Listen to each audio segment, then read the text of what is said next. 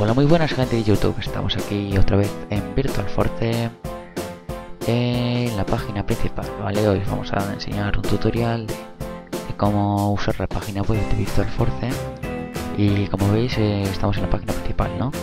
Con el logo, tal, como una información y aquí pues las cosas principales, ¿no? Pues aquí puedes, si pinchas aquí te meterías en el canal de YouTube, aquí en el Twitter oficial.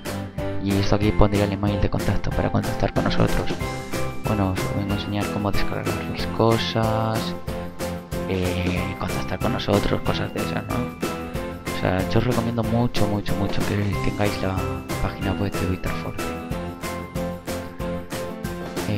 Si queréis descargar juegos, por ejemplo, yo os recomendaría ver el canal de YouTube, ¿no? Para ver los vídeos. Pero bueno, si ya sois algo pros, por así decirlo, que ya sabéis descargar los juegos y no hace falta ver vídeos, pues esto os va a servir de mucho. Por ejemplo, Garry's Mod no tiene vídeo, si tú sabes descargártelo, con que le des aquí ya te lo descargas. Mira, voy a hacer una prueba, por ejemplo, con el que yo he hecho, Minecraft. Sigue el tutorial de descarga debajo del vídeo, ¿no? Aquí podrías ver cómo se descarga. Este es el vídeo que yo he hecho, por ejemplo.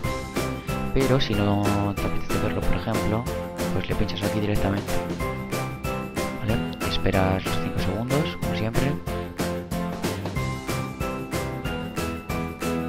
Saltamos la publicidad y ya pues te descargas el archivo, o sea, siempre aceptando los términos. Y bueno, esto era lo único que quería así explicar.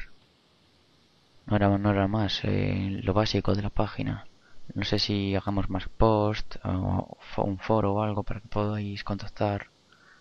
No sé, no sabemos. Pero bueno, esto es todo. Si te ha ayudado en algo, dale like. Si no, pues no le des dislike. Y bueno, aquí me despido.